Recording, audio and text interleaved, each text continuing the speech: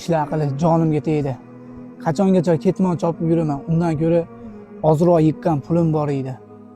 Arendaga mashina olib, qora qozonim qaynatib tursam yaxshi bo'lardi. Shu ishni qilaman, ketdim. Hozir. Assalomu alaykum. Va alaykum assalom. Bezovta qildim. Keling xizmat. Aka, menga mashina kerak edi. Hozircha mashina yo'q-ku, o'zi necha pulingiz bor? Ozroq yig'gan pullarim bor edi. Qora qozonim qaynab turishiga bittanta arzonroq variantga mashina qilib bersangiz deyman. Menda faqat mana shu qimmat mashina bor. Sizga qimmatli emasmikan? Ozroq shu yig'gan pullarim bor edi. Shuni eplab tursak, qolganini ishlab uzaman. Buni shapkasiga olib bo'laman.